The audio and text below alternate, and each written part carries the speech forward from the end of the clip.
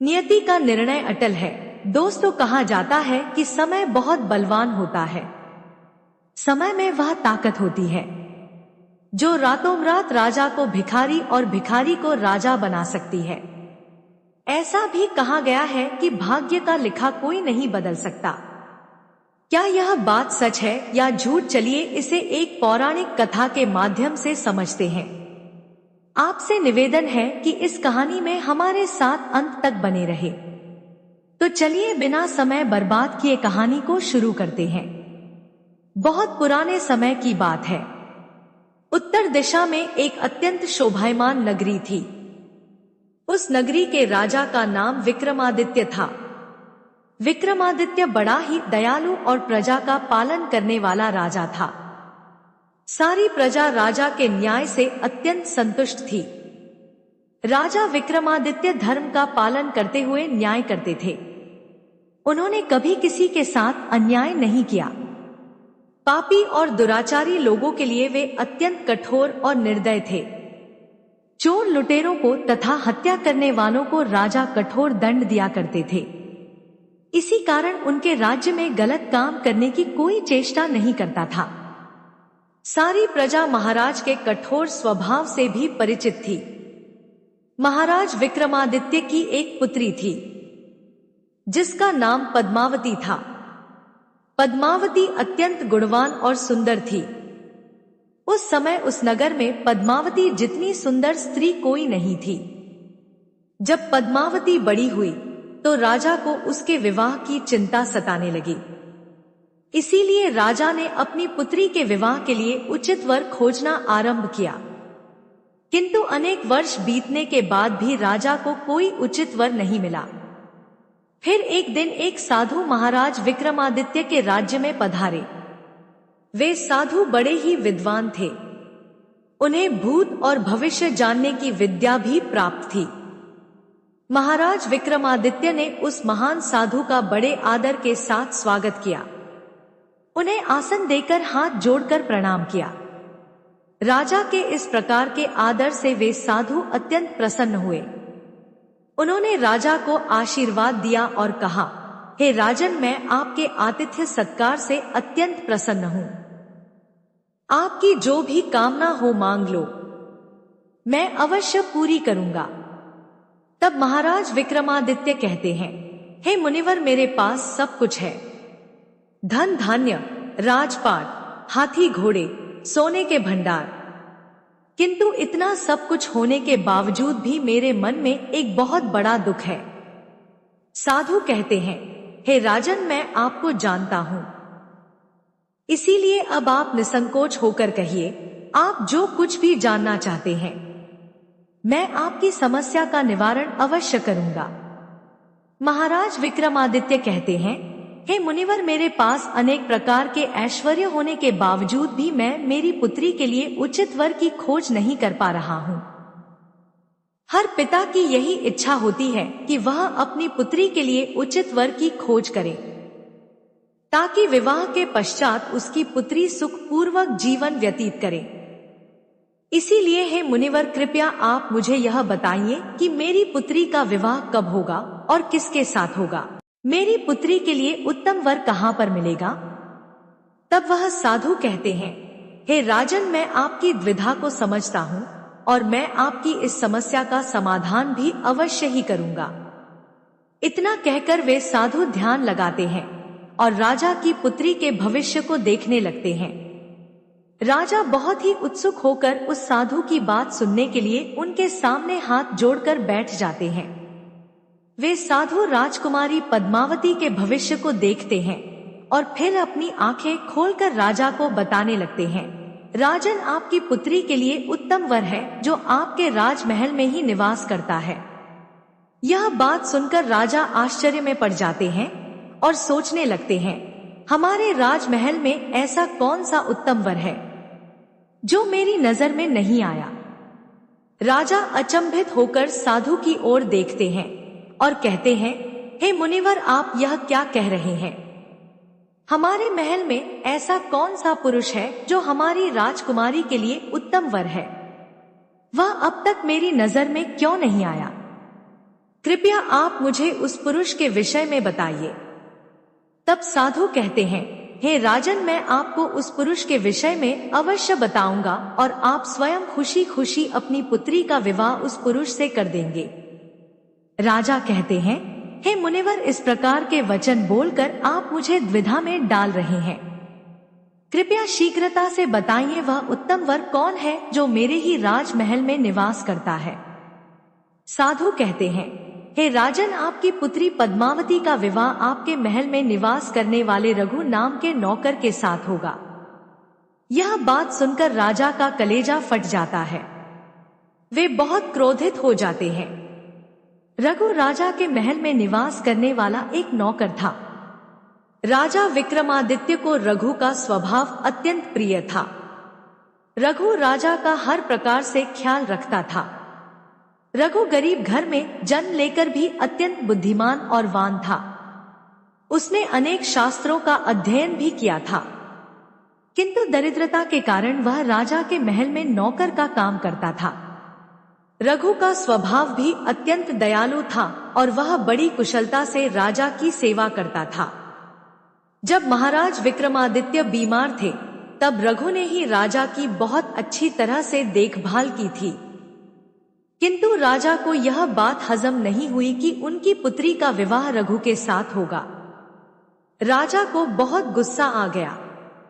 वे सोचने लगे, यह सच बोल रहा है या बस ऐसे ही बातें बना रहा है। देखने से तो विद्वान लगता है, लेकिन बातें तो मूर्खों की तरह कर रहा है। भला किसी राजकुमारी का विवाह किसी नौकर के साथ कैसे हो सकता है? मेरी पुत्री अत्यंत सुंदर और गुणवान है और रघु तो एक मामूली नौकर है। यह कैसे संभव हो सकता है? इस प्रकार सोचकर राजा उस साधु से कहते हैं, हे मुनिवर, अवश्य आपसे कोई भूल हुई होगी। मेरी पुत्री तो राजकन्या है, उसका विवाह किसी नौकर के साथ कैसे हो सकता है? कृपया आप फिर से एक बार मेरी पुत्री का भविष्य देखकर बताइए। तब साधु कहते हैं, हे राजन, मैंने जो कहा है वह सत्य ही है। मैं कभी असत्य नहीं कहता। मैंने जो भविष्य देखा वही बात आपको बता दी है। आप चाहे या ना चाहे, आपकी पुत्री का विवाह तो उसी नौकर के साथ होगा। इस होनी को कोई भी नहीं टाल सकता। आपकी पुत्री के भाग्य में जो लिखा है वही होगा। भाग्य का लिखा कोई भी नहीं बदल सकता। इतना कहकर वे साधु उस स्थान से चले जाते हैं। साधु के जाने के बाद राजा गहरी चिंता में पड़ जाते हैं। उन्हें साधु पर बहुत क्रोध आने लगता है। वे इस बात को स्वीकार करने के लिए तैयार नहीं होते हैं कि उनकी पुत्री का विवाह एक नौकर के साथ कैसे हो सकता है। फिर राजा सोचते हैं, अगर मैं उस रघु को राज्य से निकाल दूं, तो फिर उसका विवाह मेरी पुत्री के साथ नहीं होगा। राजा अपने उस नौकर रघु को बुलाते हैं। राजा के आदेश का पालन करते हुए रघु राजा के पास आता है। राजा गुस्से में रघु से कहते हैं, हे रघु, अब तुम मेरे इस राज्य से निकल जाओ और मेरे राज्य के आसपास कहीं पर भी दिखाई मत देना। तब रघु कहता है, हे महाराज, कृपया मुझे क्षमा कीजिए। मुझसे कोई भूल हो गई है क्या? क्या मैंने कोई अपराध किया है? कृपया मुझे ऐसा दंड ना दीजिए। मेरे माता पिता वृद्ध हैं, उन्हें लेकर मैं कहां जाऊं? हमें केवल आपका ही सहारा है। आप जो भी कहेंगे वह कार्य करने के लिए मैं तैयार हूं। कृपया आप मुझे राज्य से ना निकालिए। तब महाराज विक्रमादित्य को रघु पर बड़ी दया आती है।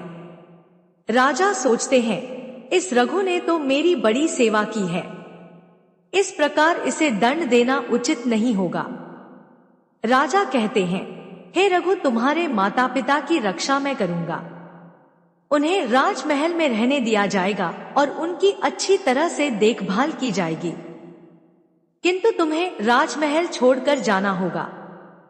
यदि तुम हमारे राज्य से नहीं गए तो तुम्हें सूली पर चढ़ाया जाएगा। इसीलिए इसी क्षण तुम मेरे आदेश का पालन करते हुए मेरे राज्य को छोड़कर चले जाओ और फिर दोबारा कभी अपना मुख मत दिखाना।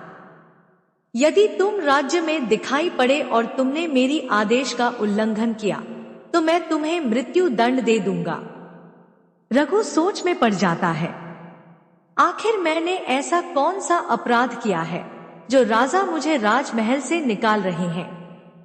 अवश्य ही कोई बड़ा कारण होगा, अन्यथा महाराज कभी किसी के साथ अन्याय नहीं करते। इतना सोचकर रघु राजा से कहता है, हे महाराज, आप बड़े दयालु हैं। आप मेरे माता पिता की जिम्मेदारी उठा रहे हैं, इसीलिए मैं आपका आभारी हूं। मैं जानता हूं कि मेरे माता पिता आपके पास सुखी रहेंगे, इसीलिए अब मैं आपकी आदेश का पालन करते हुए आपके राज्य को छोड़कर चला जाता हूं, और जब तक आप मुझे स्वयं नहीं बुलाते तब तक मैं लौटकर नहीं आऊंगा। महाराज कहते हैं, हे रघु, तुम्हारी निष्ठा से मैं प्रसन्न हूं, किंतु मैं भाग्य के खेल के कारण विवश हूं, इसीलिए अब तुम किसी दूसरे राज्य में चले जाओ और अपना जीवन सुखपूर्वक व्यतीत करो। फिर रघु महाराज का राज्य छोड़कर चला जाता है। रघु चलते चलते घने जंगल में पहुंच जाता है। वहां उसे वही साधु मिलते हैं जिन्होंने राजकुमारी पद्मावती की भविष्यवाणी की थी। रघु उस साधु को देखकर उन्हें प्रणाम करता है और कहता है, हे मुनिवर, इस वन में आप अकेले क्यों भटक रहे हैं? आपको कोई सहाय चाहिए तो बताइए, मैं आपकी सहायता अवश्य करूंगा। वे साधु रघु को देखकर मुस्कुराते हैं और कहते हैं, हे वत्स, तुम्हारा भाग्य बड़ा प्रबल है। मैं देख पा रहा हूं कि तुम्हारे पास बहुत सारी धन संपत्ति आने वाली है। रघु कहता है, हे मुनिवर, आपने जो भी कहा मैं उसके लिए आपका धन्यवाद करता हूं, किंतु मैं तो राजा के महल का एक मामूली नौकर था। अब राजा ने भी मुझे अपने राज्य से निकाल दिया है, इसीलिए अब मैं काम और भोजन की तलाश में भटक रहा हूं। तब वे साधु कहते हैं, हे वत्स, जो भी होता है अच्छे के लिए होता है।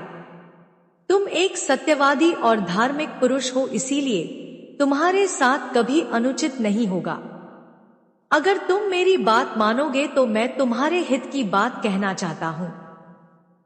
रघु कहता है, हे मुनिवर, आप जो भी आदेश देंगे मैं उसका पालन अवश्य करूंगा। वे साधु कहते हैं, हे वत्स, अब तुम दक्षिण की ओर जाओ। वहां पर राजा धर्मवीर का राज्य है। उन्हीं के राज्य में जाने के बाद तुम्हारा कार्य सफल हो जाएगा। रघु उस साधु की बात का स्वीकार कर लेता है और उन्हें प्रणाम करके उनसे आदेश लेकर दक्षिण दिशा की ओर निकल पड़ता है। बहुत दिनों तक चलने के बाद रघु दक्षिण देश में राजा धर्मवीर के राज्य में पहुंच जाता है। दक्षिण देश के राजा धर्मवीर बहुत वृद्ध होते हैं, उनकी कोई संतान नहीं होती है। जब राजा धर्मवीर की मृत्यु होने वाली होती है तब उन्हें स्वप्न में साक्षात देवी लक्ष्मी आकर दर्शन देती हैं और कहती हैं, हे राजन, तुमने अपने जीवन काल में बहुत पुण्य के काम किए हैं। तुमने दान धर्म करते समय कभी भी कंजूसी नहीं की है, किंतु तुम्हारे पूर्व जन्म के पाप के कारण तुम संतानहीन रहे। इसीलिए तुम्हारी मृत्यु के पश्चात तुम उस व्यक्ति को अपना राजा नियुक्त करना जिसे वह हाथी चुनेगा, जिसे तुमने मेरे मंदिर में रखा है। इतना कहकर देवी लक्ष्मी अंतर्ध्यान हो जाती हैं। तब राजा धर्मवीर मृत्यु से पूर्व अपने मंत्रियों से कहते हैं, हे मंत्रियों, अब मेरी मृत्यु का समय निकट आ चुका है। साक्षात मां लक्ष्मी ने मुझे दर्शन देकर एक महत्वपूर्ण कार्य सौंपा है। मेरी मृत्यु के पश्चात तुम उस व्यक्ति को अपना राजा घोषित करना जिसे मां लक्ष्मी के मंदिर में रखा हुआ हाथी चुनेगा। सभी मंत्री राजा की बात का आदर करते हैं और ऐसा ही करेंगे कहकर राजा को आश्वासन देते हैं। फिर कुछ समय बाद राजा की मृत्यु हो जाती है।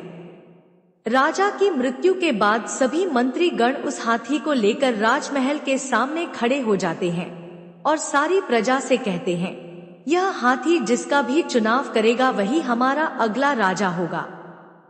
ऐसा हमारे धर्मवीर महाराज का आदेश है। फिर सभी प्रजा जन उस स्थान पर इकट्ठा हो जाते हैं। उसी समय रघु भी उस स्थान पर पहुंच जाता है। वहां का दृश्य देखकर उसे कुछ समझ नहीं आता कि क्या चल रहा है। वह वहीं चुपचाप खड़ा होकर देखने लगता है। फिर देवी लक्ष्मी का हाथी अपनी सूंड में फूलों की माला पकड़कर राजा का चुनाव करने के लिए आगे बढ़ता है। सबसे पहले वह मंत्रियों के पास जाता है। वह मंत्रियों की ओर गौर से देखता है, लेकिन किसी का भी चुनाव नहीं करता। यह देखकर मंत्रीगण आश्चर्य में पड़ जाते हैं। फिर वह हाथी धीरे धीरे प्रजा के लोगों के सामने से गुजरने लगता है। सभी प्रजाजन उस हाथी को देखकर उसे पुकारने लगते हैं, लेकिन हाथी प्रजा में से भी किसी का चुनाव नहीं करता। कुछ समय बाद वह हाथी उस स्थान पर पहुंच जाता है जहां पर रघु खड़ा होता है। वह हाथी रघु के सामने खड़ा होता है और उसे गौर से देखने लगता है। कुछ समय तक रघु के सामने रुकने के बाद वह हाथी उस रघु के गले में माला डाल देता है और उसी का चुनाव अगले राजा के तौर पर करता है। यह देखकर सभी मंत्री और प्रजाजन आश्चर्यचकित हो जाते हैं और नए राजा की प्रशंसा करने लगते हैं। फिर सभी मंत्रीगण उस रघु के पास जाते हैं और उसका सत्कार करते हुए कहते हैं, हे राजन, आप कौन हैं, जिन्हें मां लक्ष्मी के हाथी ने हमारे नए राजा के तौर पर चुना है। तब रघु उन्हें अपना परिचय देता है।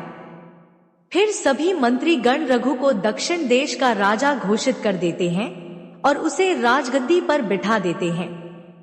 जब रघु राजगद्दी पर बैठता है तो उसे उस साधु की कही गई बात याद आ जाती है और वह प्रसन्नता से मुस्कुराने लगता है। रघु राजा बनकर प्रजा की बहुत सेवा करता है। वह अनेक मंदिर और देवालय का निर्माण करता है, अनेक धार्मिक अनुष्ठान करता है और दान धर्म करता है, जिससे उसकी कीर्ति संपूर्ण पृथ्वी लोक में फैल जाती है।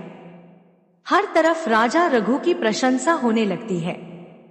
राजा विक्रमादित्य भी दक्षिण देश के राजा के विषय में बहुत सुनते हैं। उनकी कीर्ति और महानता से प्रभावित होकर वे निश्चय करते हैं कि अपनी पुत्री का विवाह दक्षिण देश के राजा के साथ ही करेंगे। तब महाराज विक्रमादित्य अपनी पुत्री के विवाह का प्रस्ताव दक्षिण के राजा के पास भेजते हैं। महाराज विक्रमादित्य से उनकी पुत्री के विवाह का प्रस्ताव देखकर रघु बहुत प्रसन्न हो जाता है और उस प्रस्ताव को स्वीकार कर लेता है। फिर महाराज विक्रमादित्य अपने रथ में सवार होकर दक्षिण देश के राजा से मिलने के लिए चल देते हैं। उनके मन में बड़ी प्रसन्नता होती है। वे भगवान का धन्यवाद देते हुए कहते हैं, हे प्रभु, आपने मेरी कामना को पूर्ण किया और मेरी पुत्री के लिए उत्तम वर प्रदान किया। आपका कोटि कोटि धन्यवाद। जब महाराज विक्रमादित्य रथ में बैठकर जा रहे होते हैं, तभी उन्हें रास्ते में वही साधु मिलते हैं जिन्होंने राजकुमारी पद्मावती के विवाह की भविष्यवाणी की थी। महाराज विक्रमादित्य अपना रथ रोककर उस साधु से कहते हैं, हे मुनिवर, आपकी वाणी तो असत्य निकली। आपने कहा था कि मेरी पुत्री का विवाह तो हमारे राजमहल में रहने वाले नौकर के साथ होगा, इसीलिए मैंने उस नौकर को अपने घर से निकाल दिया। अब मेरी पुत्री का विवाह दक्षिण देश के महान राजा के साथ हो रहा है, जिन्होंने संपूर्ण पृथ्वी पर विजय प्राप्त की है। राजा की बात सुनकर वे साधु मुस्कुराने लगते हैं और कहते हैं, हे राजन, मैंने जो भविष्यवाणी की थी वह सत्य थी और वही होगा जो मैंने कहा था। भाग्य का लिखा कोई मिटा नहीं सकता। राजा विक्रमादित्य उस साधु की बातों को नजरअंदाज कर देते हैं और हंसते हुए आगे बढ़ते हैं।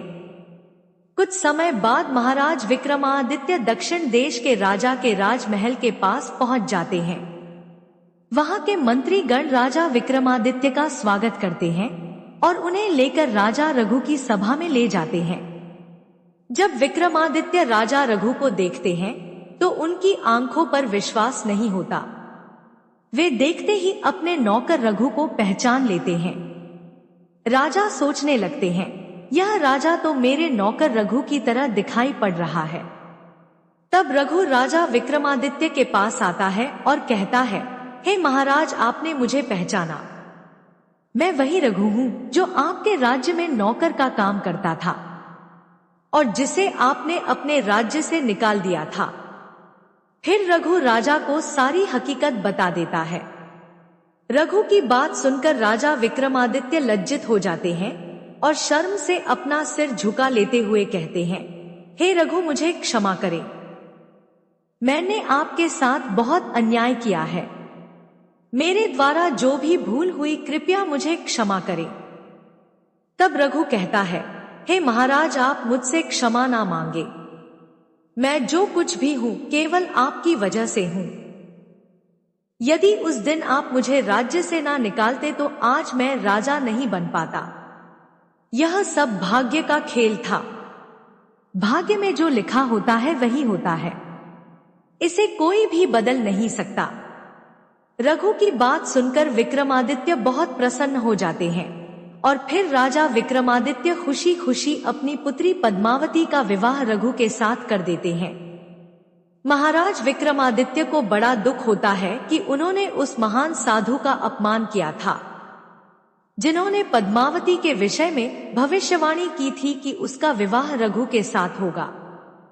फिर महाराज विक्रमादित्य उस साधु से मिलने जाते हैं और उन्हें प्रणाम करके क्षमा याचना करते हैं। वे साधु राजा को क्षमा कर देते हैं और कहते हैं, हे राजन, मैंने पहले ही कहा था कि भाग्य का लिखा कोई बदल नहीं सकता। जो भाग्य में लिखा होता है वही होता है।